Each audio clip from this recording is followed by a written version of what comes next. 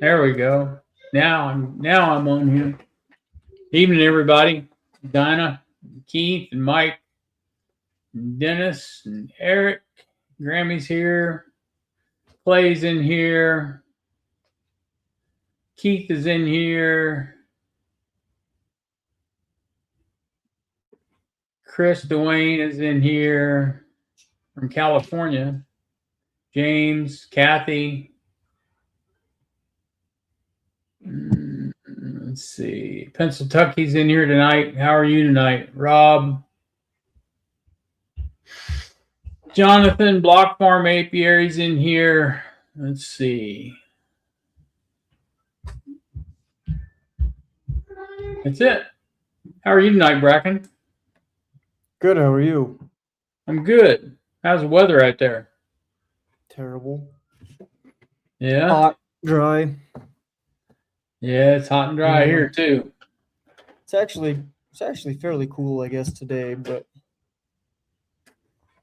didn't get much weather out of it. So yeah, we've the hot weather's coming the end of the week. It's supposed to be in triple digits the end of the week here.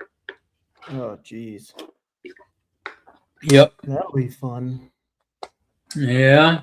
You do anything fun? It's gonna get a little toasty. You do anything fun for the 4th? Yeah, we're pulling honey and extracting. That's our 4th of July. Heck yeah. Yep. So we got half our states banned from fireworks. They're not allowed. Really? Yeah, so dry. Just half the state? Well, I think it's a statewide ban, but I think they left it up to the municipalities, the cities, to decide whether or not it's banned in their specific cities. Yeah. But most of the county and along the mountain and all that stuff, most of that's banned. You can't do fireworks out there. So is there any wildfires going on out there right now? Yeah, there's actually, I was just looking at a map. There's 1, 2, 3, 4, 5, 6, 7, 8. And one of them's at 94,000 acres. Wow.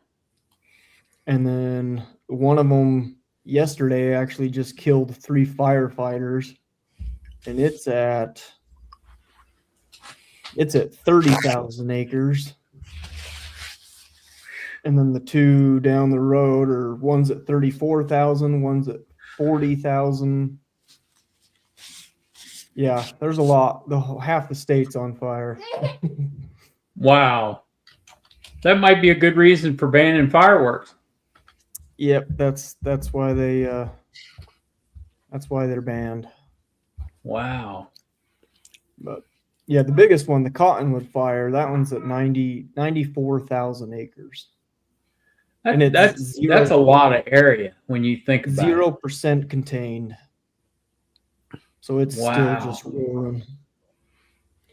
And what kind of, I'll say, territory is that? I mean, is it a lot of houses around there, or is it just forest land? Yeah, it's destroyed. What did I just read? It's mostly up in the mountains, hiking mountains and wildlife, but it's got over 150 log cabins. Let's see what else it says. It's got a few houses, like actual residences. They've evacuated multiple cities. But it's not, I mean, it's just brush, just shrubbery and forest. You know, I know we don't have a lot of forest in the desert, but in the high mountain country we do. But wow. That's a whole lot of area that's been burned. Yep, it is. Just a second. Yep. Wow. But it's the biggest one. It's the biggest, well, I don't know if it still is, but the other day I heard on the news that it was considered the biggest one in the nation at the moment. Let's see, I can't see that report anymore, but Yeah, it was on the news here a little bit. oh, did you guys see it too? I mean, it was on the Wait. national news. You know, where Yeah, they we're got, not seeing a whole lot about it, but I mean, a snippet Yeah. of it. I guess what Yeah, I'm looking at is I'm looking at the ground, and you know, it's like there's always this battle between controlled burning and getting rid of all that fuel on the ground. And I'm wondering whether that needs to be done, I guess you would say. yeah. The problem with it is it was man made, or it was caused by man, which sucks. But those mountains, the bench lines, I mean, it's just so dry you can't. I mean, I don't know how you would even do a control burn. You know what I mean? Yeah, but I mean, my question is, I mean, other than, of course, as you look, you're losing your cabins and stuff, but the areas, let's say, are not inhabited. What's the Oh, it's inhabited. how does nature respond to that? Is it better off with all that extra nutrients in the ground that it grows better? Like around here, if we get a grass fire where the fields burn, the green grass comes back even better. Of course, he gets rid of all that thatch and all that dead stuff in there. yeah. Yeah. I was wondering whether that happens when it does that out there. Yeah, to a point, but I mean, it's hard to see. I'm trying to find a good picture. It's kind of hard to explain what it. Yeah, I mean, out there, I mean, it's like I talked to a forest ranger here, and he fought some of those fires in California, and he says, a perfect example is like he can come to a pine tree with a cigarette lighter and hold it up to the needles here where I live, and the needles will just sizzle with all this sap and stuff coming out. Yeah. You take that same scenario and you put it towards a pine tree in California, it'll go up like a tissue paper, because the tree might be living, but it's so dry that Yep. it burns over nothing. Yeah. Yeah. And that's the big problem. I mean, it's just so dry. They can't stop it. They can't contain it. It's just like a candle just blowing through, And then you get wind going and all that. Well, It's that's the other thing too, is we've been fighting the last 2 weeks. We've had up to, I think Brigham recorded a 65-mile-an-hour wind gust. That makes it a blowtorch right there. And then down there, they were reporting like 74-mile-an-hour winds. And the fires themselves will generate wind themselves. Mm. So I seen you on your videos. You put your virgins in your little mating boxes and all that stuff. So that's I'm already learning my lesson on that one. Was that too hot? No, use younger nurse bees, not the bees that I had. Oh, because they're not accepting them. Yeah, I just went through today and actually looked at some, and let's see, I had 1, 2, 3. I think I had 6 of them that were just completely absconded, and the queen was still sitting in there in the little cage, dead. But is that why? I don't know. I'm just doing this because I'm learning and trying. I'm just trying to practice. But well, that was something kind of maybe I learned too myself this year, is where I would some of the time, well, maybe not. I knew that if you shake off frames that you want and you put it above the queen excluder and let them all come up through the queen excluder, and you got all your nurse bees there, and they're on them frames after, you do that in the evening one day and come back the next day in the evening, you got a great population of nurse bees right there, and you can just pull it out and put it in there. And like you were saying, I think they'll hang with that frame a lot better. And Yeah. or with you, you're with them small frames like that. You have to, like put it in that nuke box that you had and shake them all in there and then scoop them into those boxes and stuff.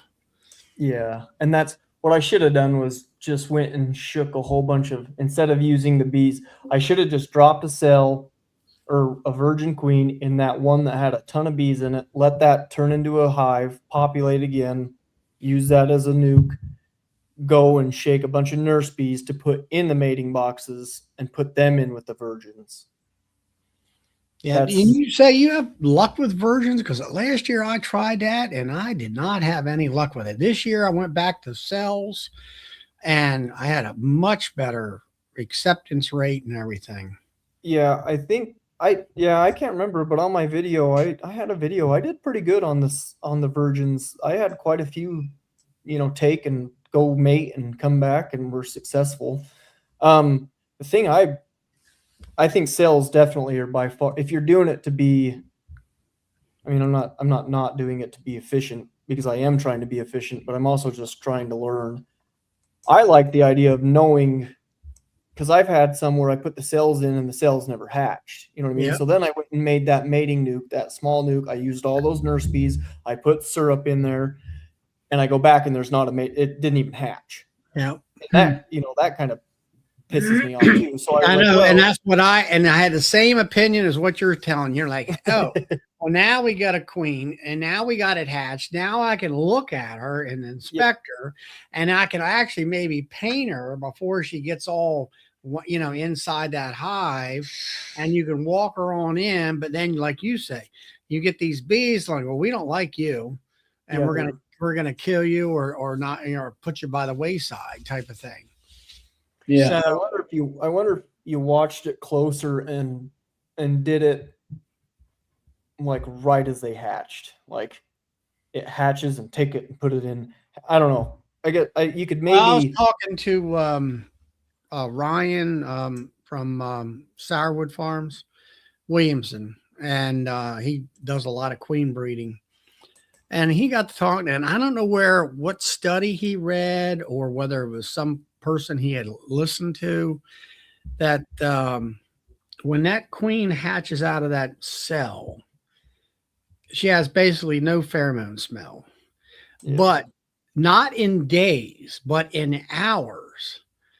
That pheromones start to generate over a period of hours, and it comes on real. The way I comprehend it was it came on real slowly.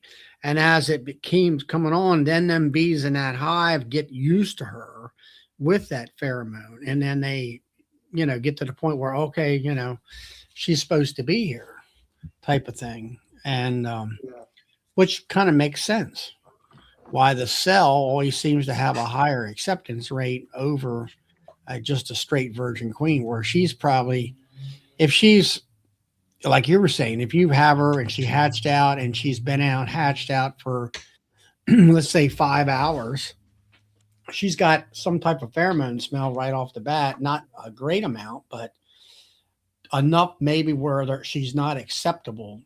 And then he was also stating, and I've read this with Doolittle's book and all that a virgin has a higher acceptance rate in a real small hive versus a great big hive, like your mini mating nukes and stuff like that. So that also has a part of it, part of it in the equation. It's queens are difficult. Yeah, it's like you say, you have to kind of experiment with what sort of works for you. Yep, and that's just all I'm doing. Like I might kill some on the process, but I'm learning some. Yeah, experience is expensive and time consuming. So, not that this is costing me a lot of money, but you know what I mean. It's costing me a fair amount of time. Yeah, but you got your time invested in there, and you're doing something now that is supposed to might be beneficial 6 months from now or a year. Yeah. And if it fails today, then you failed a year from now. Yep. And I just want to find a good self-reliant and not buy bees and just have a queen stock, just and sell a few here and there if people want one, or whatever. I'm not looking to go into the queen rearing business by all means, but I just want to Yeah, be. but if you can make your own queens, there's another situation where you can save your money. Yep, Yeah. exactly. And then all that. How about your bees over at the The spearmint field. spearmint field? How's that? Have you checked into them to see whether they got any nectar or whatever? I have not been to them yet. Let's see, it's coming on. It's been about 2 weeks since I put them in there, and I'm going Wednesday. I am going to go out there and go through them. I've been talking to the farmer that has it out there. They're going to start cutting the mint. Let's see, what's today? Monday? I think they're cutting it tomorrow, but I talked to him about how they cut it, and it's pretty much done blooming. I don't think it's going to affect the bees a whole lot. It's no different than a swather cutting the hay field, But I actually was talking to Ian on Sunday, and Yeah. he was talking about, I never even thought of this, but the swathers that we use have, well, and you guys too probably, but it has that hay bind, that crimp. It crimps the Yeah, that's what we have. Yeah. to dry it. But for mint, they don't run it through a crimp. They just run it through a draper head. And so all it does is cut the plant, pull it into a windrow, and set it on the ground. Right. So even if there was bees on it, Ian was saying that, they're super resilient, and he doesn't think that causes an issue. The swather might eat some, the swather probably eats some bees, but that draper head won't. Yeah. Yeah, because all that really is it's a swather that just you're not out where you are at. You don't have to worry about moisture because it's so dry. Right. I've seen videos where they actually have steam machines. Yep, we do. Steam the hay in order to keep the leaves on it in order to bale it. And I'm like, Yeah. we're trying to do the exact opposite of that. Yeah, there's a few of those not too far from here. Is that Oh, right? excuse me. Yeah, they put that big steamer on there and pump the moisture into the alfalfa as they bale it. But I'm excited to go check on them, see how they're doing. And yeah, I would like to see, and then you were saying there was other farms, hundreds and hundreds of acres around there. Yeah. I mean, that might be an ideal place for you if you can kind of get in with all those guys. Yep. And right now mine around, like I checked my Honeyville hive, the ones over by the mountain, yesterday or Saturday, and the ones over by the freeway, and oh man, they are just doing terrible. I mean, it's so dry, it's so windy, it's so hot. It's just not getting anything. And I was talking to Ian, and he made me this brood pattern. My queens are brand new and my queens are good, but my brood patterns are so spotty. And as soon as I mentioned that, he's like, "Yep, that's a sign of malnutrition." So, they're just not getting the resources they need. It's so freaking dry, and yeah. Yep. So how many hives are you going to try to send to California this year? Well, all I can, but I don't know how many are going to make it to this. The rate I'm going, I don't know. I don't want to jinx myself, but I was just watching that BeFit girl, that sent out a bunch of, and she's talking about it was more of a general, by the Blue Star report or whatever it was for out there, talking about the main gist of it that I got out of it was the fact that last year they were begging for bees, and then this year they had more hives than what they knew what to do with it all, get a replacement. So I don't know. I don't know whether that report is totally correct or not, because everybody I know that sent bees out there, or you sent bees out there, they all got placed without a big problem, unless you know more about it than I do, I'm sure. No, I kind of heard, I mean, I guess depending on the area, but I know the area I went, I know they would have took more, because my Okie was telling me, oh man, if we had more, we could place more, but A lot of the contractors, like my bees went in, I know a few almond yards with some other beekeepers, because the orchard masters just want bees, right? They don't care who it comes from. So if they want 400 bees and somebody can fill 200 of them and I can fill the other 200, they'll just put them all together. But yeah, if I would have had more bees, they would have took more. Right. Yeah. So I never heard all them government reports talk about this and that, and a lot of times they're so far off. Yeah. Yeah. Russell says, "Are you going to start feeding the bees soon?" I think bro, I haven't stopped feeding. I'm still feeding. Yep, I'm still putting pollen patties on and feeding light 1-to-1 syrup. So with the pollen patties, are they just gobble them down? Yep. So nothing out there. They're devouring them. Yeah. Is Russell, are you in? I wonder if he's in my area. No, he's out. He's Russell. I forget what state he's in. Yeah, he's in Minnesota. Oh yeah.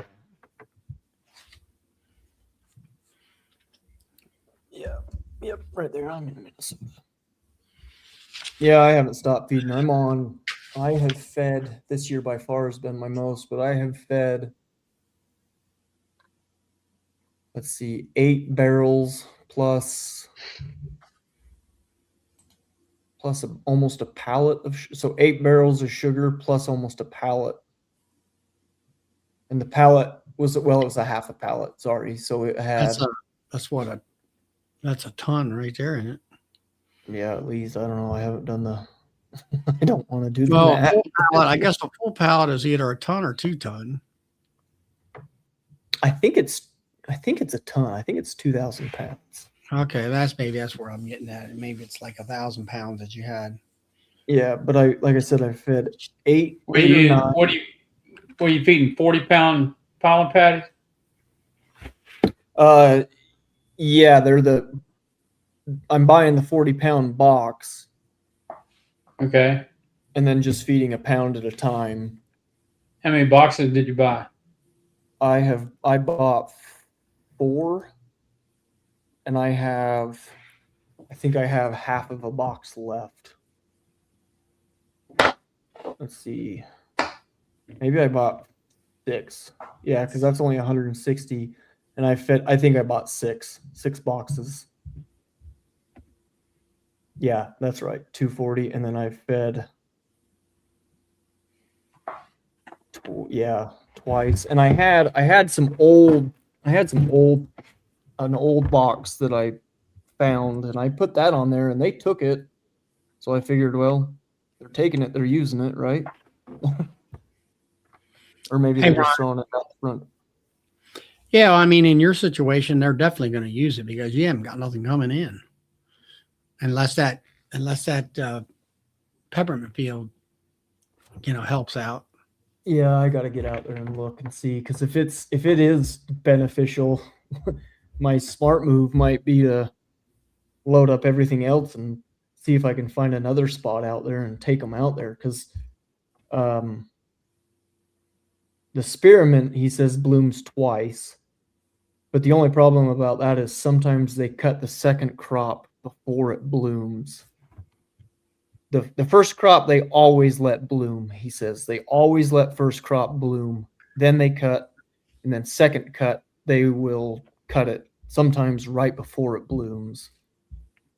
But as much alfalfa fields as there out there and stuff, maybe it would still be beneficial. Yeah, there was a field up here I went by today. I seen it last week, and it was in bloom, pretty heavy bloom. And they finally got around to cutting it down. Dang it. I mean, it wasn't next to my bees or anything like that, but it was like, oh. Okay, I got a question for you guys. How close, do any of you guys have colonies that are fairly close to cities, and do they do better? Because I just got a yard that it's literally right on the outskirts of Brigham. Like, if I put my bees there, they will cover the entire city. And I'm wondering, with everybody's little gardens and flower pots and their Russian sage and all, you know what I mean? I almost feel like there's more bloom in the city. Yeah, there's been a study about that, Bracken. Oh, yeah. See, I don't know any of this stuff. And it's like around there's beekeepers. There's a beekeeper. I met a beekeeper who was the beekeeper for the White House, and he retired. And that was back when Obama was in there. And and they said, "Oh, we're going to give out all this honey to all these dignitaries and all this kind of stuff." And he said, "Whoa, wait a minute. We don't know, whether we're going to have any honey, from the White House beehives." And he had like 30 hives across the river in Virginia, more so out in the country. Well, the hives in the White House, and then there's hives like up on top of rooftops and stuff like that in some of these buildings, they produced more honey than what his 30 hives out in the country did, because you got the cherry tree blossoms down there along the river. You got all these people watering their flowers and their trees and their shrubs, and they have plenty of bloom. Everything's a blooming in this city. And he had, hundreds and hundreds of pounds of honey coming in because but you also have in the city, you have True Green Lawn taking care of lawns. You have other lawn companies taking care of lawns, and they spray and they don't care. True, but I'm just reporting to what he told us, what they, had. He was totally surprised as the beekeeper at that time and all. But yeah, Well, maybe I'll take some out there and see what a lot of people are saying. Yeah, reading the comments. I mean, it makes sense, but I'm within 1.5 miles of town here. So, my bees cover the town. How big? And there's beekeepers in town as well. So, they don't complain. The only thing they complain about here in town are the bears. Yeah, we don't have bears, so not here anyways. Why, actually a bear will come into town, Bill? Oh, there's a pair of them that live in town on an old farm it's basically kind of derelict, and they live in one of the buildings on the old farm. So they've been living in there for years. And they make their presence known on trash day and stuff like that. Yeah. So, that's and it's a good yard. It's not like it's right. I mean, it's right by the city, but it's out in a pasture that's there's some industrial buildings that are kind of close, but for the most part, it's not like right in the back of a neighborhood. Yeah. But they'll still cover the entire city. I might try it. You guys convinced me. And all that. Yeah. It just, you'll have to just try it, is all I know. The biggest thing they have around here is I don't see it so much around here in the country, but out towards more high density areas, they get onto this thing about mosquitoes, and they'll spray. And then they talk about killing bees. I know some different folks that put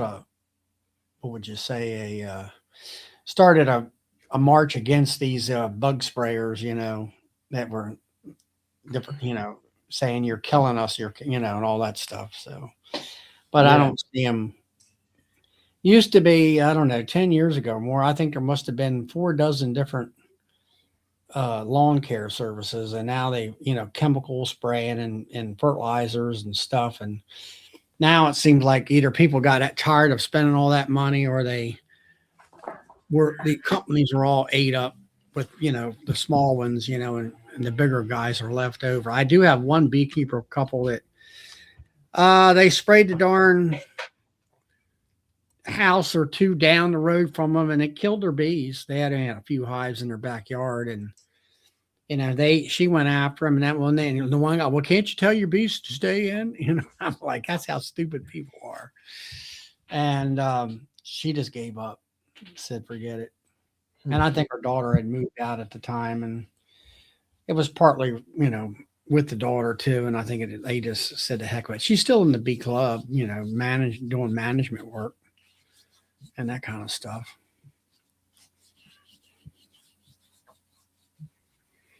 And seeing cougars. Oh yeah, we got lots of cougars. That's a. You're kitty. Yeah. Yeah. Just go over here, kitty, kitty, kitty, kitty. Shake the food bag a little bit and see if they come. Yeah. I actually have a really cool picture of a mountain lion. And that's down there. She's in Richmond. And I didn't think they would have that down that way. Between Richmond and Williamsburg.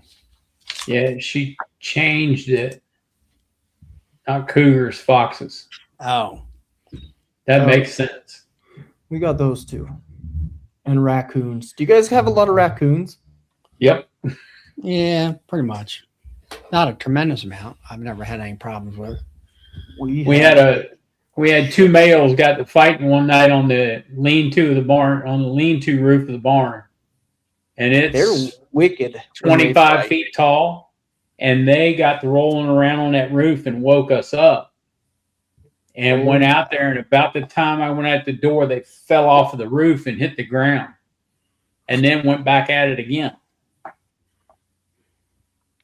I actually got bit by a raccoon a couple days ago.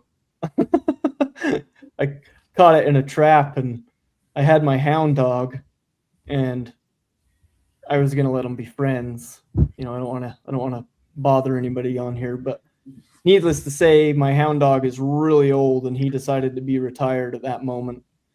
And the raccoon came to me, so I put my foot out to try to pet it, and it bit me. That sucker's rabid then. I might turn rabid. Yeah. Oh, I hate raccoons. I don't think foxes, JC, will mess with beehives. No, the raccoon will. Yeah, raccoon will, but foxes. They just like to flip. They're just like a bear. They like to just play with it. They'll flip the lids off and roll the little styrofoam. Like Ian up there, Ian talks about them drinking the sugar syrup. Sugar syrup. The bears. No, the raccoons. Oh, the coons. And they do that. They'll do the sugar syrup, and they will sit there and scratch the front of the hive, and then they will eat those bees. They don't seem to have a problem about the stingers, and chew them up and get whatever they get out of them and spit them out and keep on eating. The skunks do that really bad here. Well, yeah, we have skunks, but I don't see them that often. Yeah, we've got a bunch of skunks running around here too. Here's my mountain lion picture when I was young and full of ambition. See that lion in the tree behind me? Yep. Oh, yeah. Blow it up. Took a selfie with that's a picture, isn't it? Yeah. I took a selfie with a mountain lion. Really? Man, look how handsome I was. See if I can find it back there. Yeah. Oh, here we go. Speaking of mountain lions, that's one of my hounds. But yeah, that cat was a good cat. Here's a real close up. He wanted to eat somebody. That's actually the. Oh yeah, that's the picture. Yeah. Yeah, that cat wanted to eat somebody. Yeah, their breath stinks so bad. If you ever get close enough to a mountain lion mouth, oh my gosh. They could gag a maggot. Hmm. I guess because they're always just feeding on their carcass. I mean, they'll kill something and then put it under a tree and bury it and eat off of it for a week or more, so it's getting all, yeah, Okay. It's getting tenderized. yeah, getting tender. Anyways, back to beekeeping.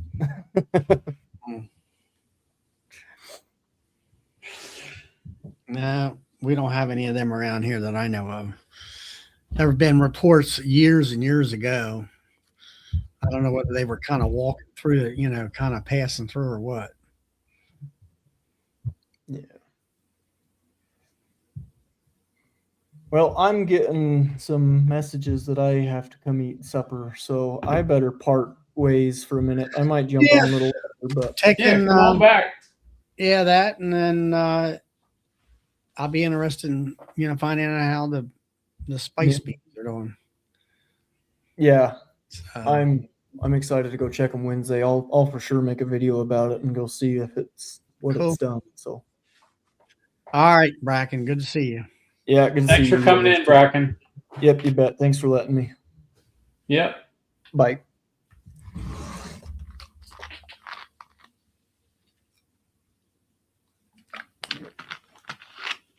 So you starting to think about it? Starting to think about your Apogard treatments?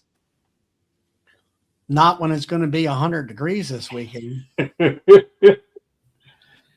I've been itching to get going on extraction. Yeah.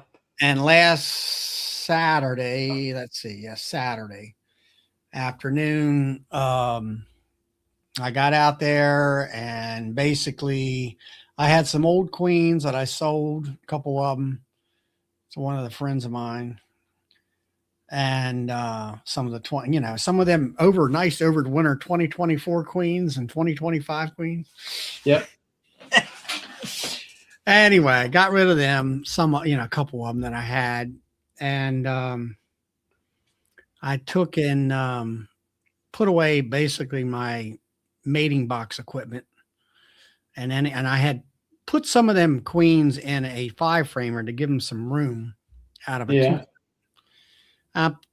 Gathered all that up, gathered the extra frames up and threw all that stuff in the back of the truck and took it back to the barn, put it away. And then I checked these hives that are right over here on my shoulder here, those nukes. And that's not quite a recent picture. So they're getting quite tall right now. And I had some of them were single boxes, single mediums, and I gave them an extra box, and some of them had drawn comb. I got one there, and I think it's that second. I think it's the second yellow box there you see across my shoulder there, and that thing had grown to 3 mediums, which is normal for me. That's what I like to go through the winter with. Yeah. And I got in there, and it must have a tag in it, because they're real orangey yellow looking bees. And they were all up on the inner cover, just thick. And I'm like, yeah, you need a box for sure, because you're hanging out the front, and about a pound of you are hanging on the front porch all the time. Yep. And I put a box on with some, I said, here's some brood comb I put up there. And they're filling it full of nectar. And I seen them again. They weren't hanging, but I'm like, well, if you're filling it full of nectar, there must be a little bit of something coming in. I said, I'm going to give you a box of foundation. See what you do with that, just to give you extra space. So I got like 5 boxes tall, and then I strapped them down so they wouldn't blow over. And I had a couple 10 framers that were, well, I put that, I don't know, I had one hive there that went queenless a couple different ways, and I put that cell builder bees in there, and there was a virgin in there. That's why they didn't work at last time. And so she's off and running. So I'm like, okay, you got, she's late. She got brood everywhere and different stages and all that. And I'm like, okay, I got all this extra frames out of these here nukes, and some of them had brood in it and stuff. And, cat brood. And so I went ahead and dropped 10 frames of bees or 10 frames of brood comb in there, maybe some bees, and there was some spare bees there. So I kind of, not so much the honey production highs, but the nukes and the 10 frame production highs that I've been trying to get going and growing this summer. So I added boxes to all them, got all that done, and then got in here to the back of that porch of the house where I turn it into my honey house. So I got my friend of mine gave me some of that Home Depot cardboard rolled up paper, and so that's what I normally do is I take sheets of that and lay it down and tape it down with some Gorilla tape, get the floor all ready for the extractor. So when I, uncap and any drips or drabs, it hits that stuff. So that when I get done, all you do is roll that stuff up and throw it in the Throw garbage. it away. Throw it away. Yeah, we're going to pull honey Friday and extract Saturday and Sunday. And I'm dropping everything in a barrel this year.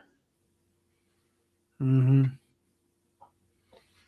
Yeah, I like that. I was watching Mike Berry's extraction line he's got set up. And he's dumping, like you say, instead of buckets, he's doing barrels. And where he's pumping it out of the clarifier, and it pumps, it pumps and then it stops and pumps. And then it gives time for that sieve. He put that sieve in there. He thought it was going to choke it. But I'm like, well, see, you're pumping and then stopping and pumping and stopping. And that gives you time for that sieve to drain down. And he wasn't pumping like a big stream in there. And it seemed to be, as he was showing, it seemed to be working out really good for him as far as keeping a really clean barrel of honey.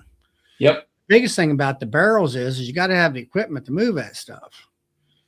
You got to have the movement of it and the pumping of it. If you can pump it. And I've got both.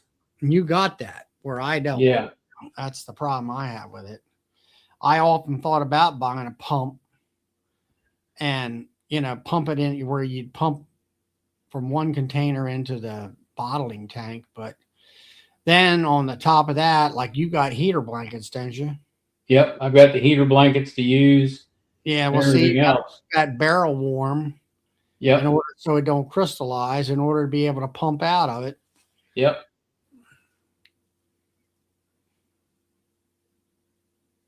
So the other thing I'm looking at doing is making a barrel storage, putting a barrel storage rack there in the kitchen. Yeah. So that I can take the barrels from straight up after they're full and flip them and put them on the rack so that, and before I, put the top back on the barrel and put a gate in the bunghole of the barrel. And that way I can go from, as I pump out of barrels, I can go from barrel to barrel to barrel to barrel and pump out of the individual barrels and pull them out as they're empty off the rack and set them there to refill.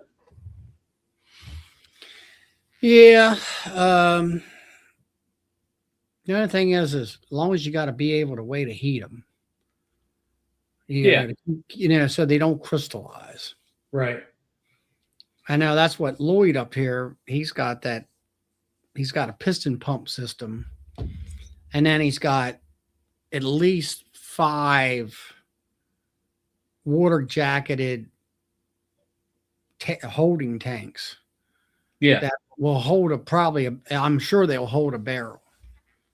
Maybe a little bit more. Yep. And then I think he's got it hooked up, like you say, with a hot water heater over here, and then he can direct the water to each one of them. Yeah. He set his system up like Bob Benny set his up. Yeah, something of that nature. Yeah. He's got him up on a high level table, I guess you would call it. And that works. I mean, if you got the biggest thing is space. and room. And it's like with me, people like Mike Berry again, he's got pumps and he's got a, what do you call it? What's a tank on the floor? Yeah, the clarifying tank. Clarifying tank and all that. And yeah, that's all great. The thing he's got that I don't have is a dedicated honey house. Right. And like he said, he needed a building there that instead of 12 feet wide, 16 feet wide by 30 feet long or whatever. Right. And, that's a pretty good size building. Yeah. If you get it to that size, and then you still run out of room. Yeah, you do. You never, you can have a 50 by 80 barn. You're never going to be satisfied with the room that you have. You're always going to want to get bigger. Nope. You're always running out of space. Yep. But, I always looked at that, and like he said, takes 25 gallons to fill that there clarifier up. Yep.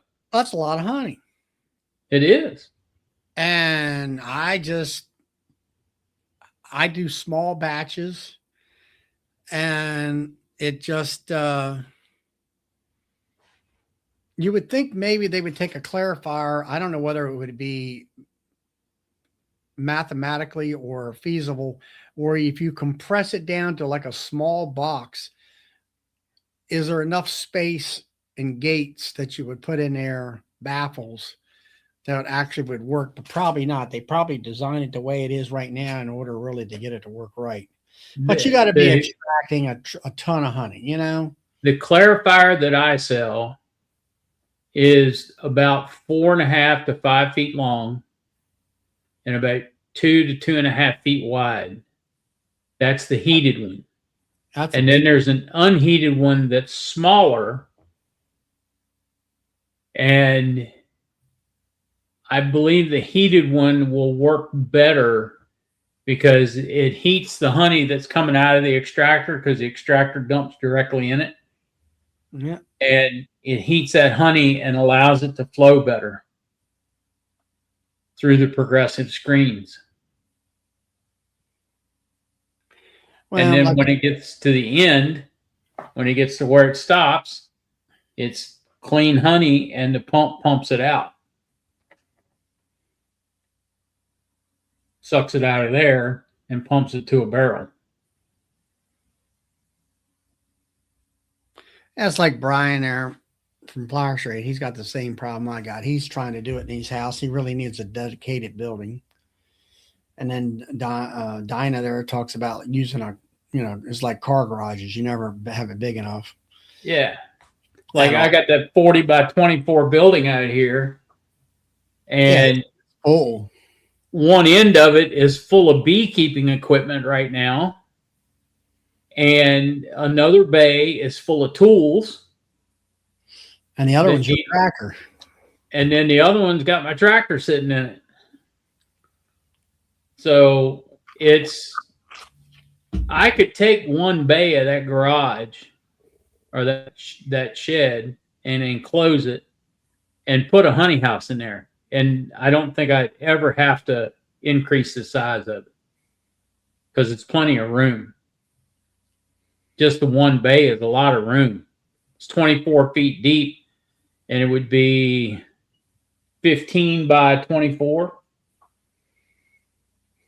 Yeah, so, it's that's plenty of room like to process honey. Once you get things started, Yeah. But anyway, that's why I have to have things portable to where, I can put the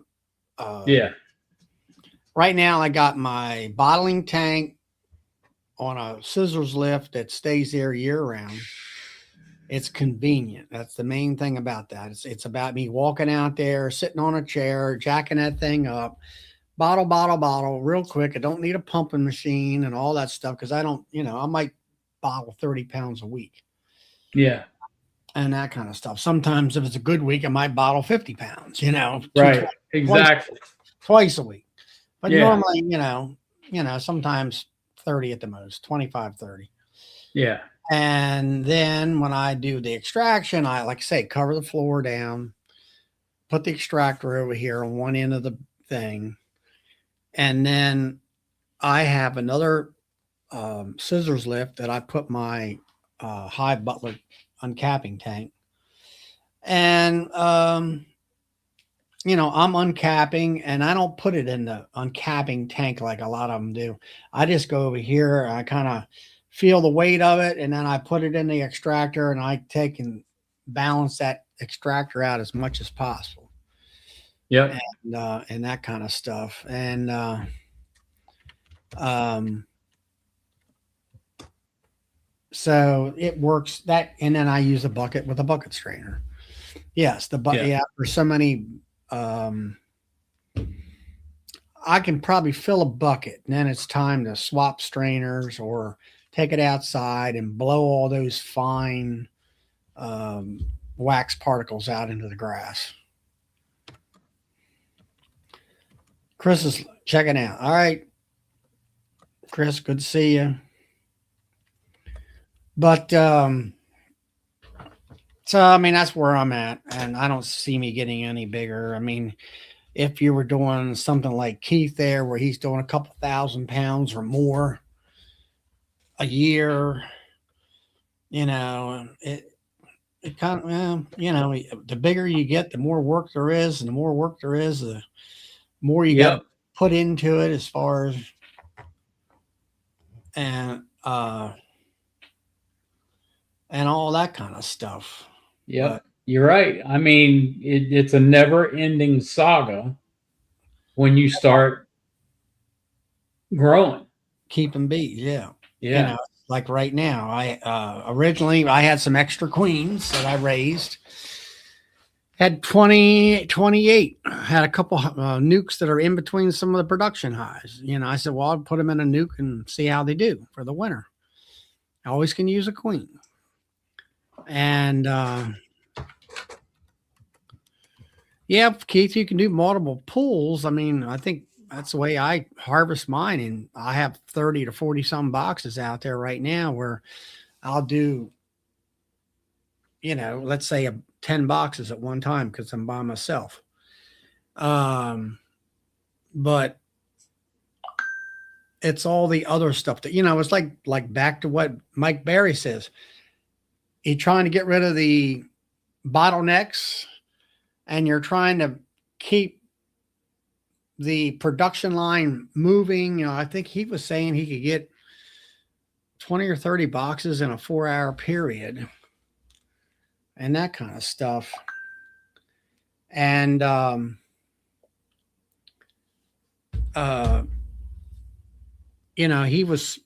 his bottleneck was the uncappings. Now that's where his bottleneck is. And then he was talking about buying a licensed uncapping machine instead of using the bread knife. And he was going to get the hand crank model like Bob Walker's got. And I'm like, well, I would, personally, that would not be my recommendation. If you're going to get something like that, you get to go full blast and you get yourself an automatic machine. Yeah. Yeah. I spend the extra couple grand while you're doing it and do it. But in his situation, from what I could see of it, he's just ran out of room. He don't have room for all that kind of equipment. And that's another piece of equipment. That's where you have to have a dedicated building for that. When you got a big piece of machinery like that, yep, you're not going to roll that around. No, you're not.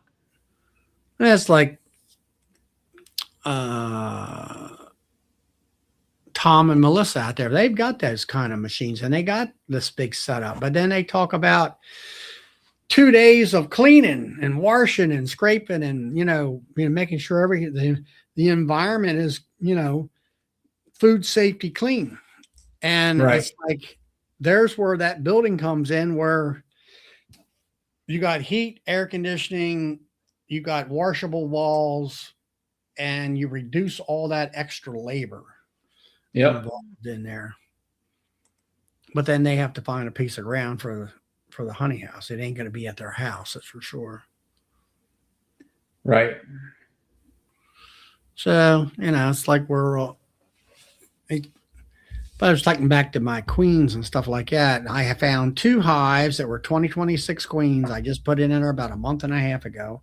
and both of them have taken a hike. They're making swarm cells, or super cells or emergency cells. I'm like, okay, I still got two extra queens that that I didn't really have a spot for on my rack system. Yeah. And which is fine. And I personally, I'd rather just I don't want to go beyond what I have on my racks as far as amount. I mean, I'm to that point where trying to keep my amount of bees that I have right where they're at right now. And then there's, like I told some folks here locally, I say, some days I'm getting that right now. I'm getting to that point where in this season I'm getting tired. And once I get my honey, I'm like, let's just get all this honey done and in the buckets, get the combs back in the freezer, and start treating, And hey, Mr. John, and that kind of thing. And I'm getting tired, I guess, is about what it amounts to. So it's like some days I feel like I just wish I had 4 hives and let it go at that, but I can't sell the honey, the amount of honey. Hey, Rob, with 4 hives. Yep.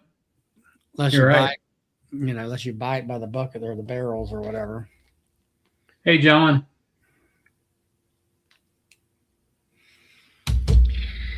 So, and then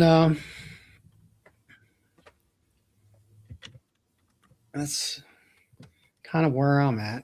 I went over to Home Depot this afternoon, and that roll of, I'll call it paper, it's kind of like cardboard from Home Depot, a friend of mine gave me, who helps me harvest and all. I still like the red rosin paper much better than that cardboard looking stuff and all. So I went and I was out of that. I got to roll that. I was just about out of this other stuff that was given to me.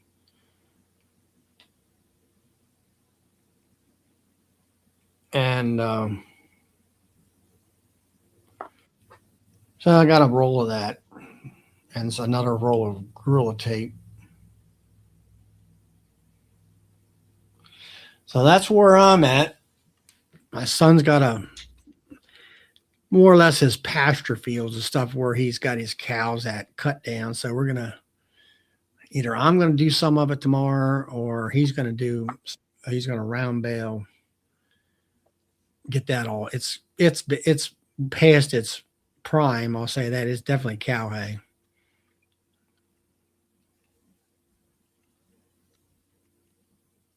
Well, it's not bad. It's not a bad thing to have cow hay. Well, he's got cows, and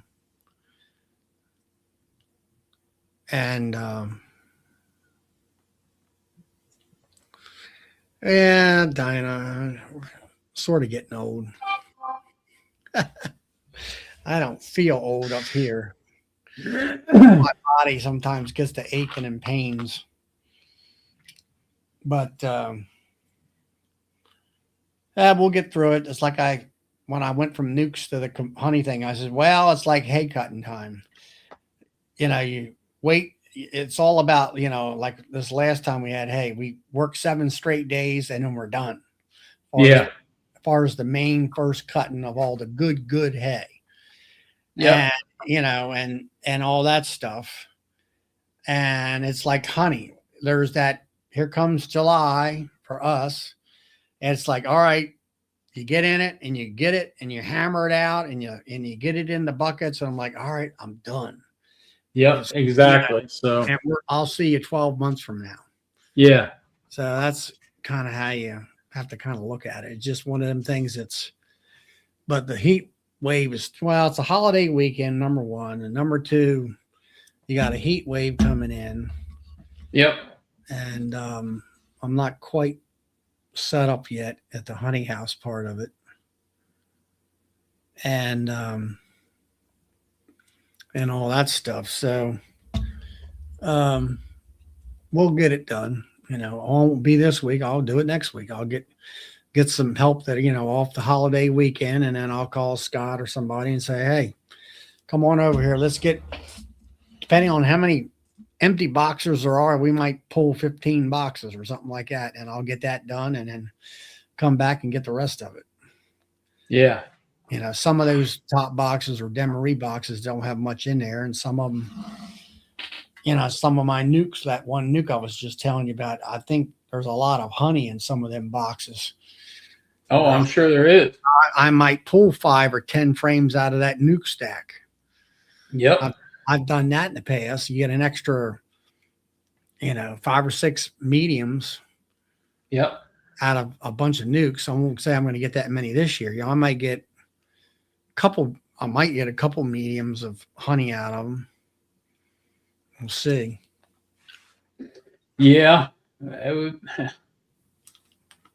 It would be good, wouldn't it? Yeah, we'll see. I'm definitely going to have a lot less honey this year, I think.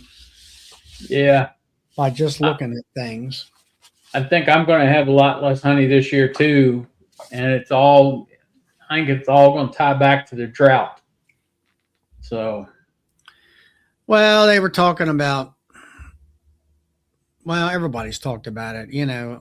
We've noticed that blooms came in 2 weeks earlier this year. Yep.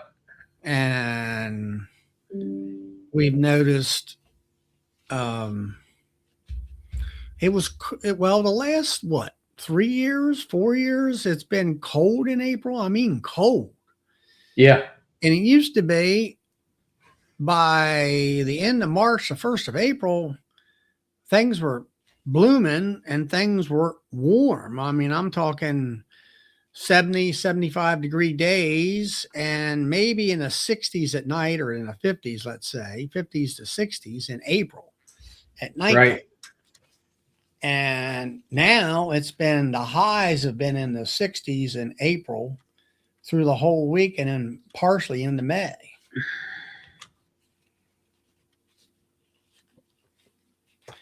Country Road, how's the next cutting? Well, where my son, right behind my hives here, he fertilized it and it's looking nice. And we've, what was it? We got some rain here Saturday morning. We actually got like 4/10, almost a half inch. Saturday. Yeah. And prior to that, we got about a half inch, about 6/10, I think it was. So we've gotten an inch here in the last 7 to 10 days, let's say. So right around here is looking good. And then one of our other properties that he rents, it's more, he did fertilize the one flat field and it did better than what it did last year as far as brown bales. And, but I went by there, I guess it was today with a load of firewood and looked over there and I'm like, man, that looks like some sorry looking grass over. You can just tell it's dry. It's orchard grass. And, it's up a little bit, but it ain't thick. I'm like, I don't think you're gonna get much of anything off of that. Hardly. Right. So we pull honey this weekend. We're going to pull Friday morning, starting early, so that we don't have a whole lot of bees to deal with. Yeah. And get it done. And then if it doesn't rain Thursday, which they're not calling for any, we'll probably be cutting wheat Friday afternoon and starting to rake for straw. Yeah, they're up here, been combining for the last week or so. Yeah. And that's typical. July is always wheat. 4th of July was always wheat. And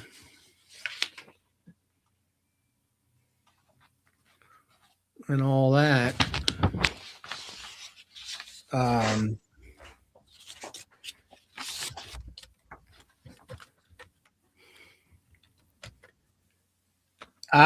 They've been combining, they've been baling straw. They were baling straw today. Went by over where my son lives, where the hay was cut, and they were baling straw, dumping it out on the ground with 2 end lines. And I went back, and here it was all bundleized. I said, "Who is that?" I mean, it's got a bundleizer, Yeah. you know. So, yeah, as far as Jacob up there, country roads, that one field definitely is thin, and there's probably some other ones that are thin. The big one is rain. The only reason this stuff here, it looks like a beautiful, about maybe about a foot tall green grass. It was fertilized about a day or so before it rained, 2 days maybe at the most, and got it into the ground. And it's a new stand of grass. So I think that helps too. Hey, Troy. And so it is what it is. We got to get some rain. That's the big one. I don't see it.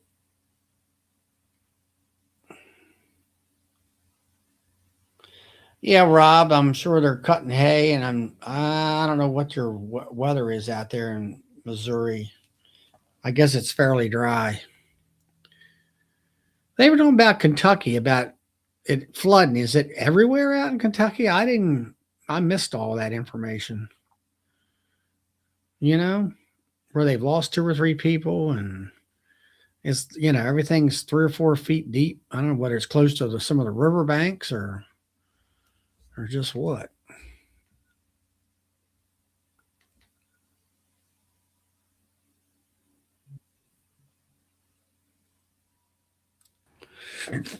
Here comes Eddie.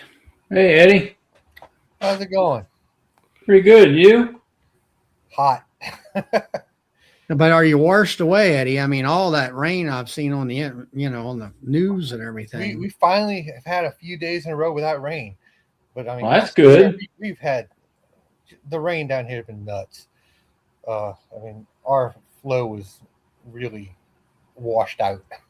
I figure I'm harvesting about a little less than half of what I really expected to. Out of the tallow? Yeah, I didn't get hardly anything out of the tallow. I mean, the entire time the tallow was blooming, we never had more than 2 days that we didn't have a heavy rain.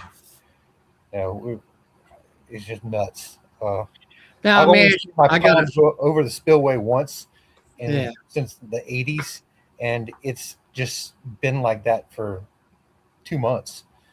It's crazy. Now, a definition, bayou, which is that a stream or is that, what is it? It's not really a stream. Or is it just a piece of water kind of extending up into? It's just a piece of water. I don't know what exactly technically makes it a bayou. We got bayous all over the place, though. But it's more or less a low spot in the ground where the water kind of goes up in a channel and then it comes back. I mean, they can be big and they can be deep, but they can also be little. Like my girlfriend is got a bayou right in front of her house, and I say it's a big ditch. I mean, you couldn't put a boat on it, but it's called a bayou, But then some of them are really, really big. Mississippi says it's a finger or a bay. Okay. Yeah, I would call it a finger then. Yeah, so I still got a little bit of honey to pull. It's been so wet. I mean, I had capped stuff at 24%, and that's just I haven't ever seen it that bad before. We always have problems with. Well, you were talking about it fermenting and bubbling or something like that. All kinds of stuff fermenting. I gave my sister a bucket of fermenting honey she's gonna make mead with. And it's underneath the cappings. The cappings are actually bubbling up or something. Yeah, they're bubbling up, and you cut it, and it's like a foam that's in there. Really? Yeah. And I had stuff fermenting before I even put it in the honey house, and open stuff too. It looked like somebody shook up a Sprite and sprayed it in there, but a lot of capped stuff that was fermenting. I just had to kind of separate it all out. And I dried stuff in the honey house. I had my humidity around 25%. It was about as low as I could hold it in there. Every once in a while, I go a little lower with fans blowing and a heater on and stuff. And 13 days, I had to have it drying in there to get it even close to being okay. It doesn't dry the stuff under the cappings that much. It does dry it some, but I try to pull with a lot of stuff uncapped. I was just behind this year, and the stuff that's uncapped gets really low, and then when it mixes with cap stuff in an extractor, you end up with an okay product. But it's higher than I like. I like to get my stuff down in the 16s, but that wasn't happening this Well, year. around here, 17 and a half. I mean, I don't have a problem with that. It's when I get up to 18, which is still okay, they say. But I don't like 18. I like it 17 and a half or 17. Now, when it gets around 16 or below, then it gets so thick that you can't get it out of the. But yeah, I had my honey house super hot because the uncapped stuff dried up so much. I'm like, I'm never gonna be able to get this out of the comb, but it did spin out.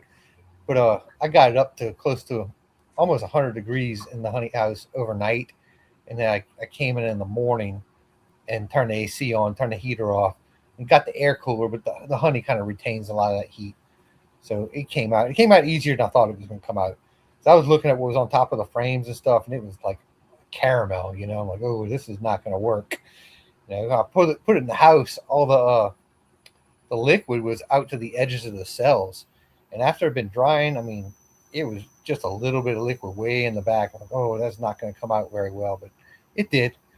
But I've got some buckets that are low 18s that make me nervous. But I've got some that, I got a couple buckets that are pretty low. And so I'll just take a high bucket and a low bucket and dump them in the bottling tank together, and I'll end up with okay amount. And try to get through the higher stuff first. Right. Yeah, I've got my first market this coming weekend on 4th of July, actually. I'm sure it's going to be miserably hot. It's supposed to be like 105 here or something like that. Yeah, it's going to be nasty here. We won't see triple digits probably. The heat index will be way up there, but we'll probably be in the. Well, they're talking 100 degrees in real temperature and maybe 105 or so at heat index. Yeah. We'll probably be in the mid 90s, maybe high 90s, but the humidity will be up probably 70-80%, which makes it feel so much worse. I'd rather have it be 105 or something and low humidity, so at least when you sweat, it kind of cools you a little bit instead of just all your clothes are like a wet blanket on you all day. Yeah.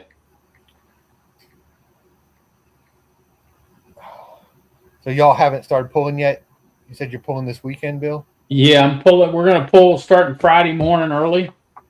Get a jump on it. Get out there before it gets hot, and get it all away from the apiary, and take it over to the store and put it in the walk-in overnight.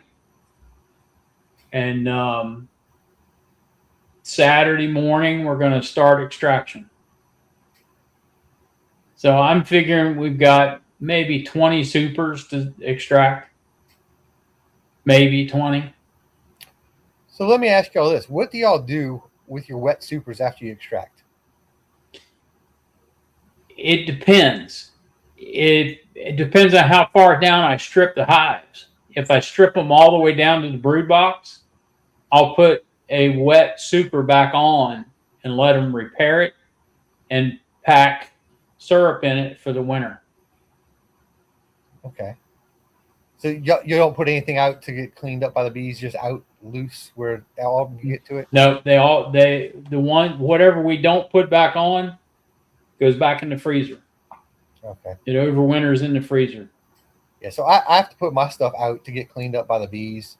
And man, I put a video on Facebook, but people are tearing me up on there.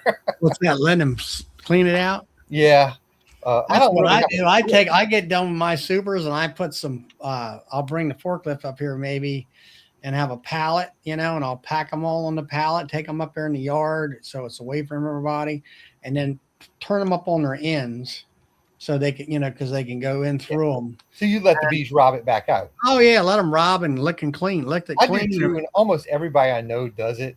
But I put a short video out on Facebook, and man, I'm getting tore up on there about how I'm spreading diseases and I'm promoting all kinds of horrible robbing behavior. I'm like, man, I don't know what y'all expect me to do. I have very limited space. I had to get everything out of the honey house to bring in the next load, and so my honey house is my northernmost yard. So I start pulling from my southernmost yards first because they finish up the earliest. So none of those supers can really go back because I have to drive a long way and it's a bunch of trips. So I just have a little canopy area that I put them away from my hives and let them cleaned up so I can bring the next ones in to start drying because it's taking 2 weeks for me to dry. And not everybody, a lot of people were not happy with me doing that, talking about how I'm promoting all these bad behaviors and get everything robbed out, spread disease all over the place. I'm like, man, I don't know what you expect me to do. I can't go and put all of these on hives to get cleaned up. I'd have to drive a long way. I can't put on the hives here because I hadn't pulled the honey off of these yet. I don't want to start a big robbing frenzy by putting those on the hives as I'm trying to pull supers. That wouldn't make any sense either. But I was just surprised at how many people really lit into me for Is this on social media or what? Yeah, on Facebook. Every once in a while I'll put a video or two on there. Well, it's like I had some folks here on some of these shows where, I took bees from over here and put bees, like at last fall, where I took 2 hives and took 3 hives, combined them all into one. And they're like, oh, how many bees, how many dead bees are out in the front and this and that? And I'm like, there's not going to be any dead bees. I said, that's wives' tales. I said, commercial beekeepers, what do? They take and pull up a frame of bees with brood on it, and they take it over. They're equalizing. So what are they doing? They're moving it all over the place. Yeah. I do that too. I mean, last year when I did my splits, I pretty much went through the yard and I knocked everything back to 4 frames of brood and just had boxes I was filling up with all the excess brood. Whatever. I mean, all the bees got mixed up, and then after I put everything out, then I just started taking that and making my splits with that, and it was bees from everywhere. It doesn't matter. Yeah, well, see, now I do it with a queen excluder. There's always that. There's the first year beekeepers. They give them this amount of information, and then as you progress down the road, if you continue on trying to educate yourself, you find out there's a lot of things that you were told this, but I'll say yes, it's sort of true, but in reality, this is what actually happens in the bee yards. Yeah. And I think most of the time it is the smaller beekeepers, the backyard people, and yeah, it is true that you put stuff out. If there's some disease issues in there, you could spread some diseases, but once you get to a certain size, you don't have all the same options that somebody that's just got 10 or 12 hives in the backyard has. I mean, I can't do that. I'm running over 175 hives. I was on a chat that I go on Friday nights a couple of weeks ago, and they're all beginners and they're all very small. Let's say 4 hives, 4 to no more than 6 or 8, and most of them on the chat for the most part. And they're talking about cherry picking the frames that are capped honey. I pulled a couple frames here. I've been pulling here, pulling there, and they're putting them in the freezer. And I'm like, what are you doing that for? And he said, well, we're getting ready to extract. I said, but why are you freezing them? I said, aren't you going out there and waiting until, like me, it's like you go out there in July and you bring 10 boxes in, and as long as you can get it, I always make sure I get it all done within 3 days, extract everything out and go again. And, they'll get enough for a hand crank extractor, or, I got honey. I mean, how many boxes? I got 2 frames. And I'm like, really? I mean, so, they'll freeze them, then they'll thaw them, and then they'll put them in an extractor, and then they'll get a little bit of honey. And I'm like, boy, that's a lot of work. But they only got 4 hives. They can do that, I guess. Me, I said, why don't you just keep stacking boxes? Well, then you get a hive real tall. I'm like, well, that's great. What, you know, what's the problem? Yeah, down here, some people they just have a few hives. They will run through a freezer cycle to kill the small hive beetle eggs. But I do the dry thing with the low humidity in the air that desiccates them too.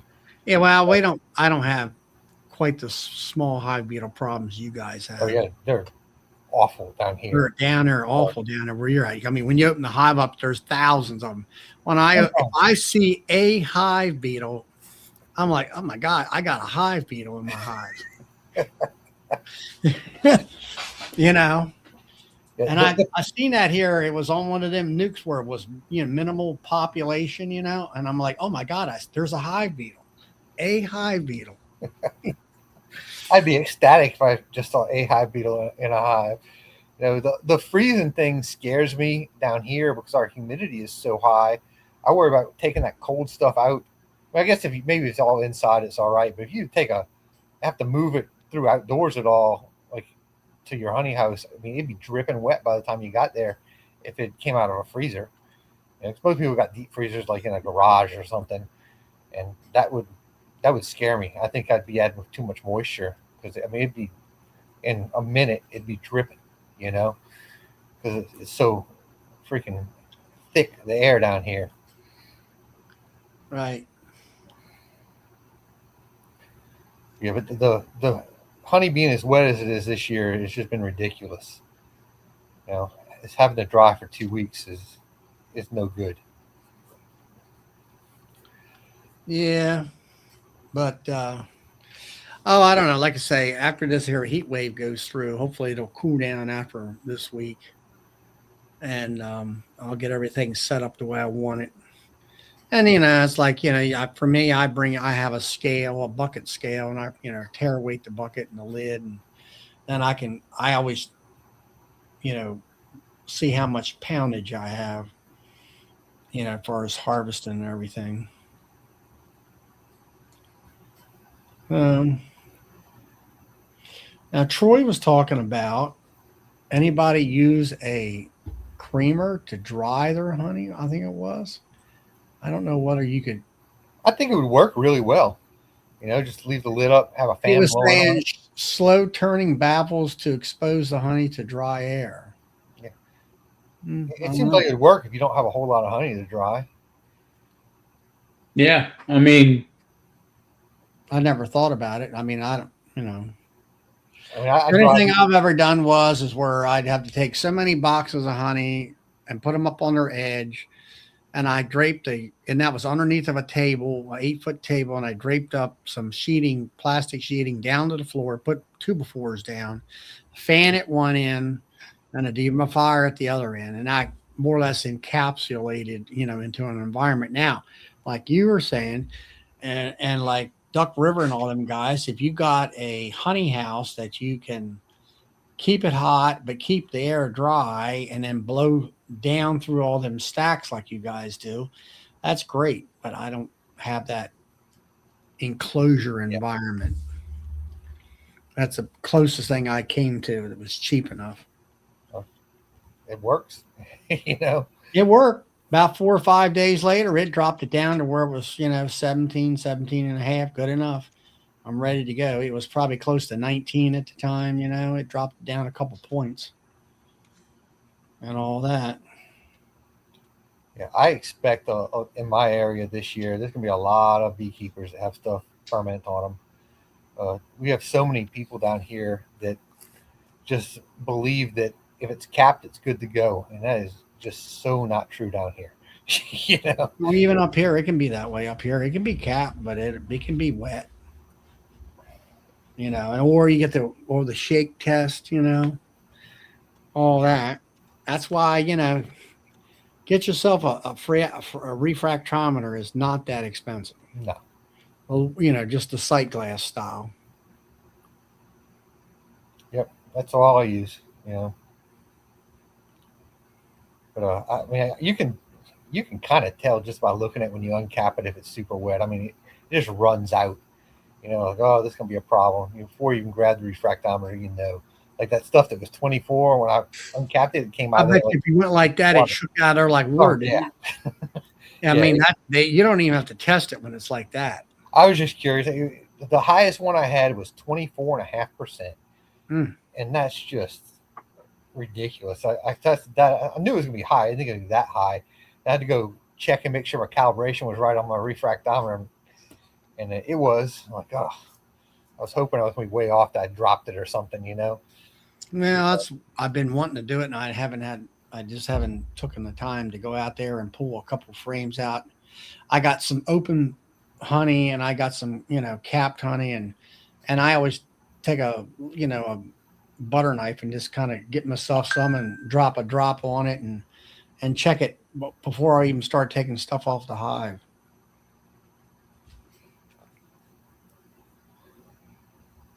Yeah, I was a good 2 weeks behind pulling stuff when I wanted to, just because I didn't want to pull honey when it's pouring down rain.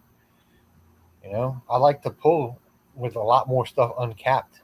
Uh, and I mean, I still pull with a lot of stuff uncapped because the flow was so terrible. They just didn't get a whole lot of it capped. But there So was. you pull a lot uncapped and then test it. That way you don't have to worry about all the uncapping wax and stuff.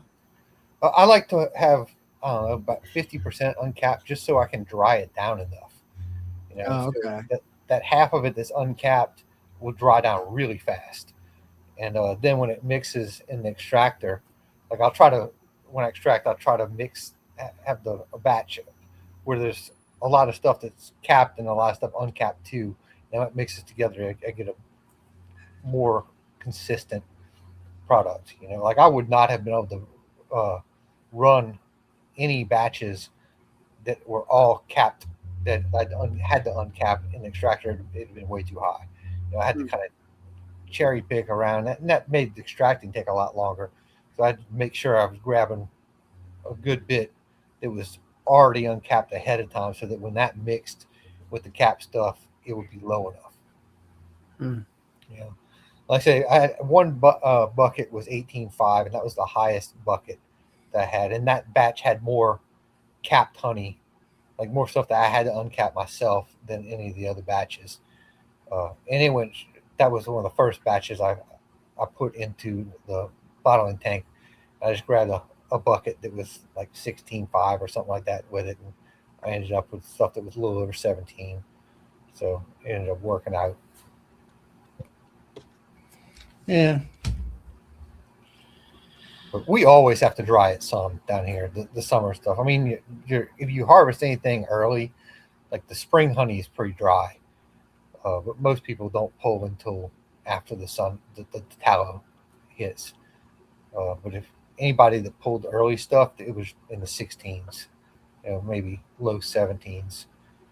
That tallow stuff's always a little wetter, and then with the crazy raining we had and crazy humidity, this year's way worse than normal.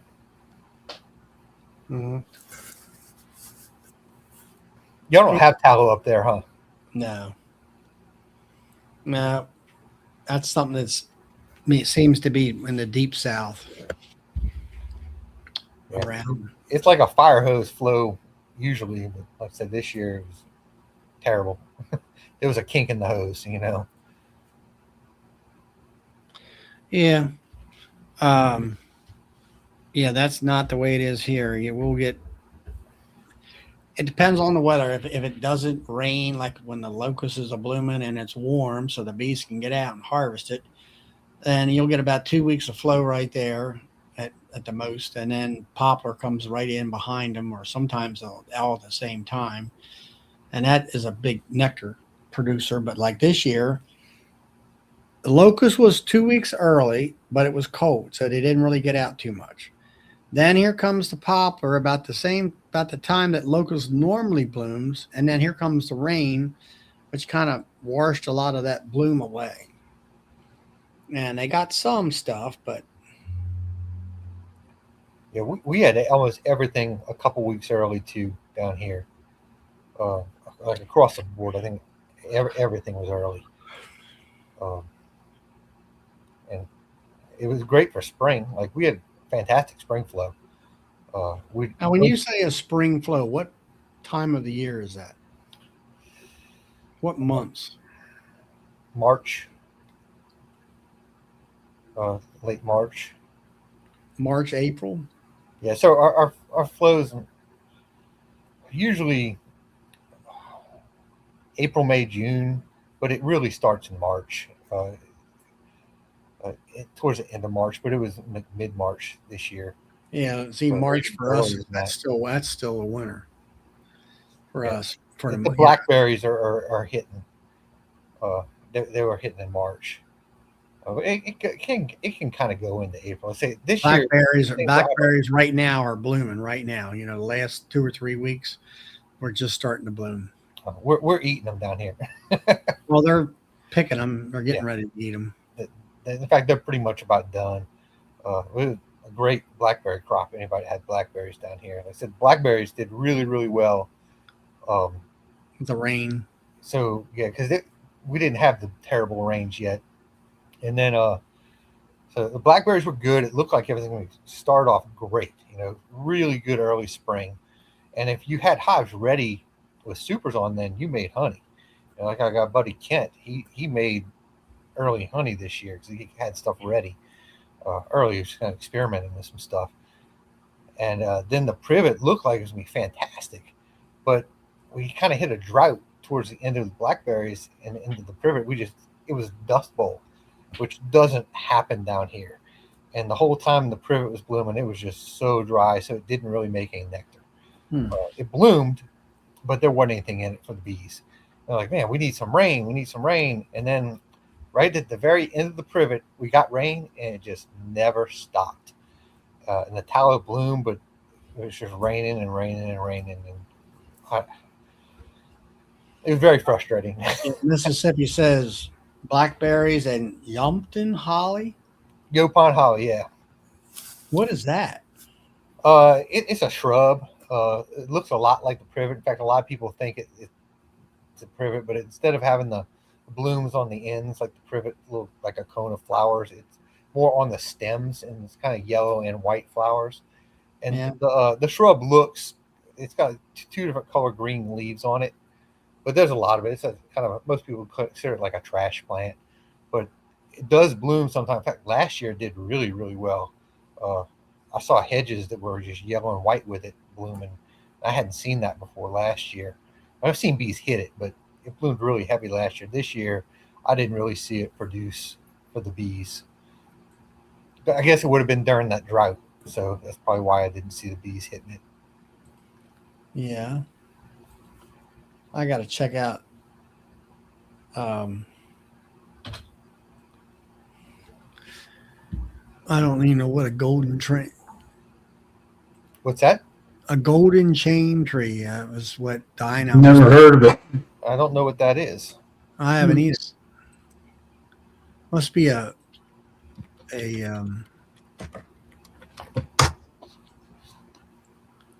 sort of like a gold. I've never seen them before. They look kind of like a willow, Yeah, it's kind of but they're gold. They're gold colored.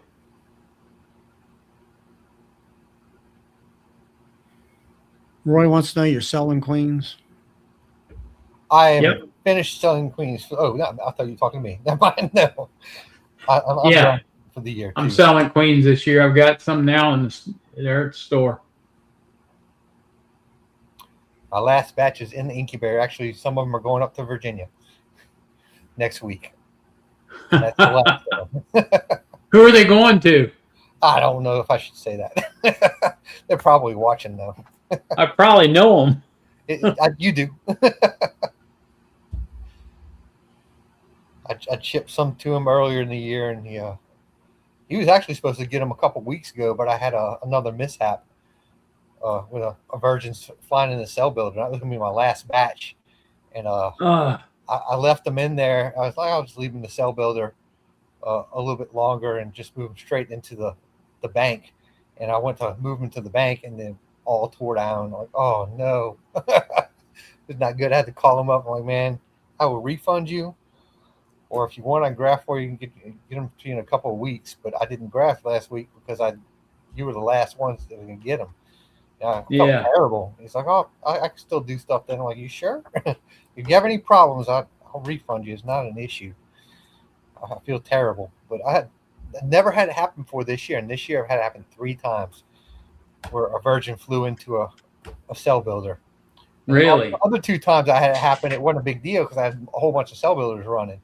But this time it was the only cell builder because I was pretty much done for the year because we're in the dirt. And yeah, I felt terrible. Yeah, they can smell them. Yeah, but of course I'm gonna make it right for the customer. Yeah. I just can't believe I never had it happen before. It happened 3 times this year. Wow. But this year I did run a lot more cell builders and grafted. I made thousands of queens this year. So this is the first year I've done to that scale.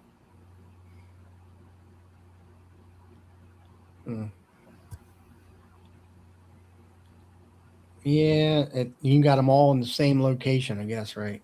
Yeah. Yeah, I've got my cell builders are all under ones that just like canopy, it's a portable carport. Just because when I'm grafting and stuff, I have to stick to a schedule no matter what the weather is. So I didn't want, if it's pouring down rain, I still got to go do it. You know? Yeah. So I really needed to be under cover. So I moved the cell builders under the cover. Yeah, I never thought about that. That's why Bob Benny's got them in his house and underneath that cover. That way you can go out there when it's raining and get whatever needs to be done. Yeah, you got to stick to the schedule. Because you're shipping on a certain date. You got to make sure they're emerging the right time. So no matter what the weather is, you got to graft on graft day. And for me, it was Tuesdays. Yeah, so every Tuesday I was out there grafting. And then, so come winter, I'll identify next year's breeders in October. I'll pick the ones that are going to be the breeders for next year. And then sometime during the winter, I'll play musical hives, when stuff's not really flying. And the breeders will go underneath a carport area. And I'll have another 2 rails for cell builders. And the cell builders won't get made until the following year. But the cell builders and the breeders are all under the same carport. Yeah.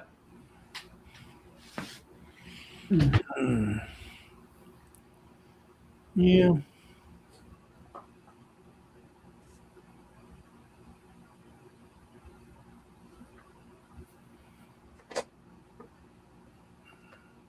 See anything else? Like Dinah was talking about the white clover. That's Dutch white clover. Yeah. I don't know. Go the rest of the summer. Yeah, but I don't see where the bees do much with that. If you don't keep it cut, when the bottom part of the flower gets brown, turns down, it's time to cut it. And then when you cut it, a new flower comes in and it turns bright white. They work it pretty hard down here. Like that's one of the things that saved us a little bit, I think, is the clover.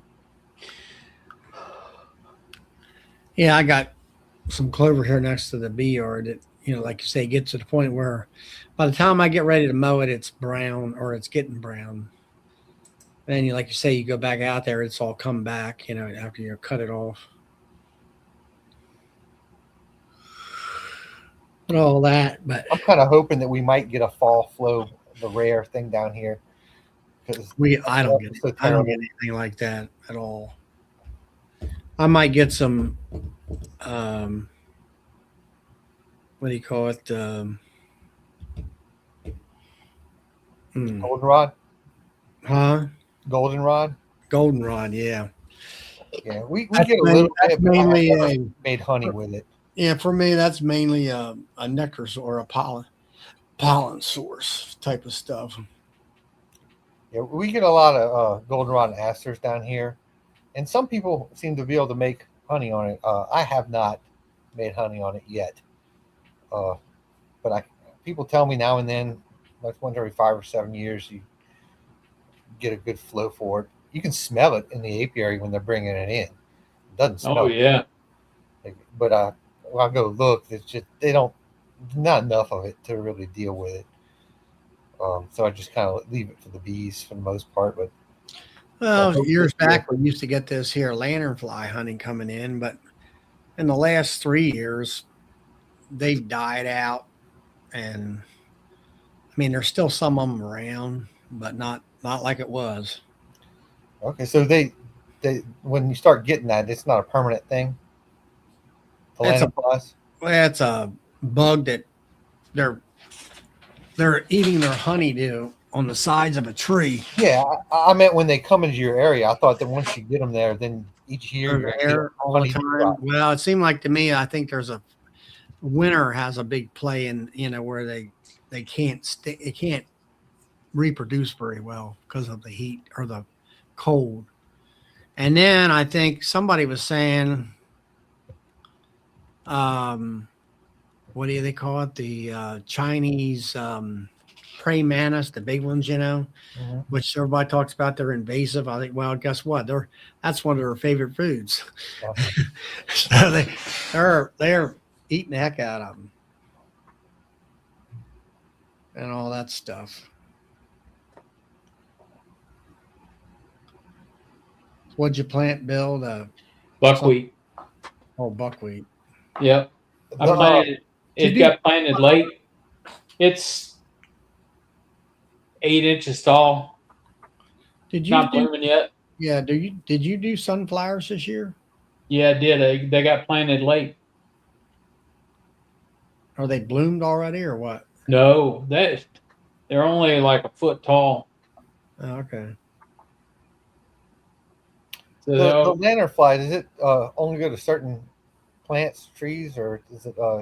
yeah, they like the spotted lanternfly likes a soft, pulpy wood. So anything like tree of heaven, poplars, grapevines, something they- that's soft and pulpy. They Do love they, the do they great- damage the trees? I mean, does it hurt the vegetation they feed off of? they'll damage grape. They'll damage the tree. The vineyards are destroyed. Yeah, They destroyed them. yeah, they'll tear a vineyard up. Because what they kind of do is they go into the bark or the leaves or whatever, and they suck. It's like going in and hitting a vein, and they're Yeah. sucking sap out of the tree. Yep. And they get whatever they get out food wise, but the majority of it is like a chicken. They don't digest very well, and they excrete all this here sugar water out the backsides, and that's what you're getting. Yeah. Yeah, I hear it's got a very distinct taste. Yeah, it's got Yeah. It does. it's got a smoky aftertaste to it. Yeah, it's Yeah. kind of like barbecue sauce. I got some Except people, yeah, some people get the smoky afterbite like barbecue sauce, and some people get it depends on the tree that it's on and everything and the time of the year. It's some of it has a really sharp afterbite. yeah, Clay. The tree of heaven is their preferred. Yeah, that's their tree. That's what they prefer. And I think it came from China. It did. Yeah, maybe at the expo they'll have some to taste. I'll get to try it. I'll bring you a bottle. Oh, you got some? I got a guy. I'll bring you a bottle a guy gave to me, and then you can have a taste of it. I It's figure got- they probably will have it at the tasting bar or whatever, most likely. Yeah, well, yeah, but they had that last year, and yeah, I'm not a fan of it, Clay, at all. I'm just letting you know. And that was when it first came around here, and I got a jar of it. And actually, the guy lived about 5 miles from the epicenter of the rock quarry where all that crap came into, because the eggs came on rocks. We couldn't have rocks out of our own country. We had to buy Chinese rocks. They're cheaper, I guess. And that's how that crap got into this country, right up here in Pennsylvania and all that. And then they had quarantine. You couldn't take this and do that and firewood and whatever across state lines. Well, you know how that is. That's all BS. It gets across the state line, and that's all there is to it. And that was right around 20. I guess it was 2000 or 2020. You know, right there at COVID, and everybody. You know, the government had to shut down. They weren't gonna. It wasn't a life-threatening situation, so they shut it down. I don't know. Clay's got 60 buckets of it. I don't know. Up in Philadelphia, some guy saying this stuff cures everything, and he was selling it at a premium price at that time, Mhm. and all that. So, Yeah, I've heard it has really good medicinal properties. Like it's right there with the Manuka honey, supposedly. I get. I don't know. Oh yeah, that's true. That's true because Dr. Robin Underwood from up in Penn State, somebody else called her up and says you need to test this stuff because some other science guy, and found out that the real fresh stuff is actually better than Manuka honey when it comes to medical properties. And even when it's a year old, it's still better than Manuka honey. And as far as medical properties and It stuff. sounds like there's a market for it. Yeah. Yeah. Well, I mean, in Pennsylvania, it sells really well at a very high price. But when you get coming down into Maryland and Virginia, it's not selling so well. No. You know. That's just like you guys talking about buckwheat. I wouldn't give you 5 cents for buckwheat. And I see a lot of people around here like buckwheat honey. Yeah, I know. I got my niece. She I like buckwheat honey. I said, you like that motor oil, huh? You know, it talk about an afterbite. That stuff's got an afterbite. Yeah. But now if you take the sunflower honey, the nectar from the sunflower, when they make it into honey, it's like locust honey. It's clear. Really? Yeah. That's interesting. How that tastes. There was somebody on these chats a few weeks back that all their honey they were harvesting was clear like water. I can't remember the guy's name right now, but he was showing a picture of it. I mean, it looked like clear corn syrup. You know, so all the honey harvested so far this year had been looking like that. I had a guy, friend of mine. He has locust groves real close by his hives, and I think it was pure locust, and it was like murky water. And he had it at one of them fairs, you know, selling it. And the guy says, "What's this?" You know, he was like, he ain't never seen no honey. You know, he got people that never seen that there's all kinds of colors of honey. You know, Uh-huh. and he says, "What's this stuff?" You know, as is, this is fake. And he says, I don't know. He said, I think it's pure locust. You know, it's cloudy. It was white, cloudy honey. And I said, what's it taste like? He said, you know, it tastes as sweet as, I said, like cotton candy. I said, well, that's what it sounds like to me. Yep. And the guy, you know, has no clue that, you know, honey's supposed to be, you know, either golden or dark brown or, you know, that kind of a thing. And it's like, no, don't have to be. No, it doesn't. So I had a guy from Tennessee in the store this weekend, and he gave me a pint of honey, and it is like you were saying, it's a very, very, very, very light golden color, and you can see through it. Whereas a lot of honey, you can't really see through it. But you can see through this, and I mean, I tasted it, and it's some of the best tasting honey I've ever tasted. So I don't know what it is. The guy know what it was? No, he didn't know what it was. I don't know. People talk about sourwood. Well, I bought a bottle of sourwood, but then Bob Benny says everybody calls it the stuff of sourwood, but it isn't really sourwood. So I don't know what sourwood really tastes like, and whether it's super sweet or what. I don't know. I don't know. Oh, watched Bob's video tonight, and he was starting to break down hives and pull honey frames out, and flipped one up there, and it was he had sourwood in it, and you could see that it was very, very light colored, and then what surrounded it was really, really dark.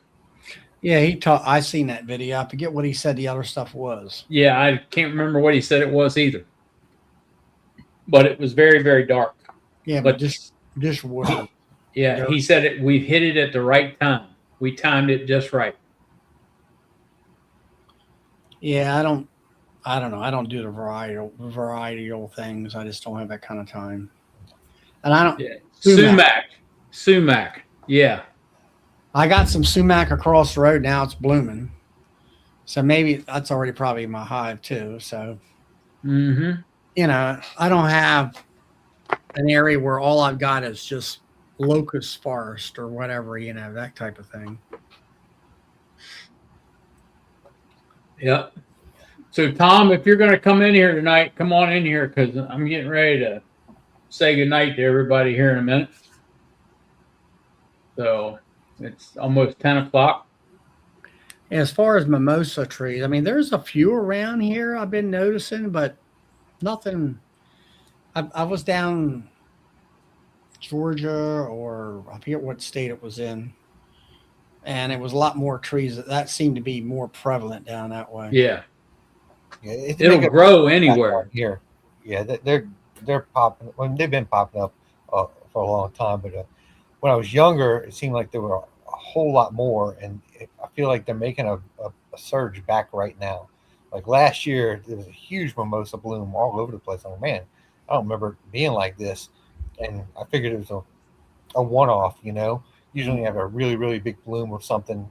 The next year, it did not like that. This year it was the same thing, but it was raining the whole time, so they couldn't hit it. Yeah. And usually it's before the tallow, and it still started before the tallow, but this year it wasn't much before the tallow, and it was the same time, so it all washed out. I do know that I did get a lot of lighter honey when I was extracting than I expected. So I guess some of the colonies got some stuff off the privet, because that would be the light stuff that we're going to get to be the privet. So what is tallow? Is it a tree? It's a tree, yeah. And it was planted here by the French or whatever it was, and they came over here. I don't know who brought it. They brought it. I know they brought it over here, and they planted a couple 100 years ago at least. Yeah.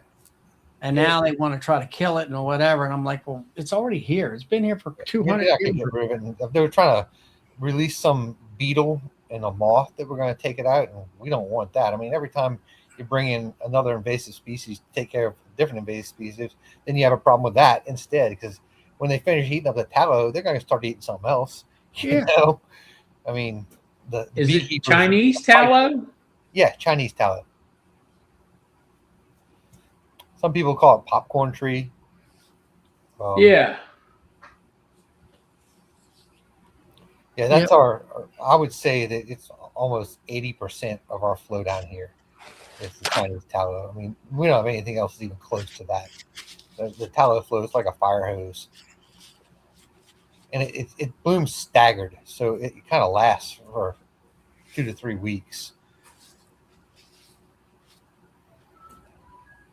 Yep. Well, but it's a little bit of a darker honey. I've had it tasted. I've had one from Mike Berry and then one over there around Lee, which are two different sides of the state, and they both have a different taste to it.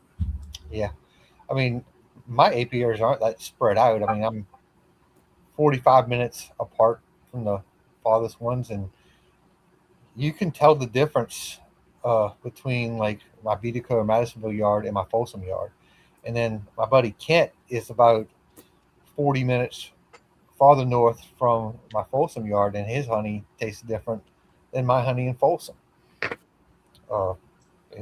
He has more privet, I think, and less tallow. Yeah. But when I was extracting, I noticed that I probably should have. I know I should have labeled buckets. I didn't.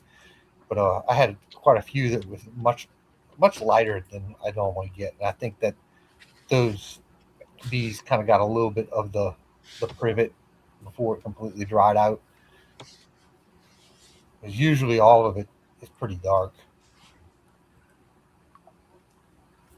Yep.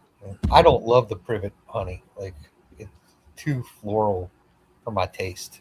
See, that's what we like up here. Is it a nice, smooth, flavorful, sweet tasting candy? Yeah, I don't like that. I feel like it's got a potpourri kind of aftertaste, and I don't care for that much. I mean, I'm not gonna not eat it because it's there, but I prefer the blackberry and the tallow. The blackberry's kind of dark too. Yep. Well, not for me.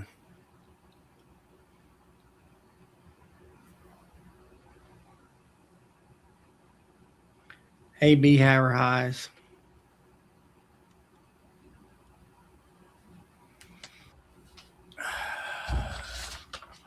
Well, it's time to shut this thing down. And so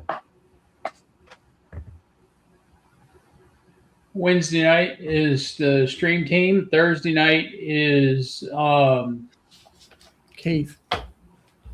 Keith and his group. And this week ought to be the late night show this week, shouldn't it? Yep, I think so. Yep. And then Friday night is Charlie, and Saturday night is Joey. He wasn't on Saturday night, so I don't know what happened to him. So everybody have a good night. Where are you at, Joey? Yeah. Everybody have a good night, and we'll talk to you later. Good night. See you.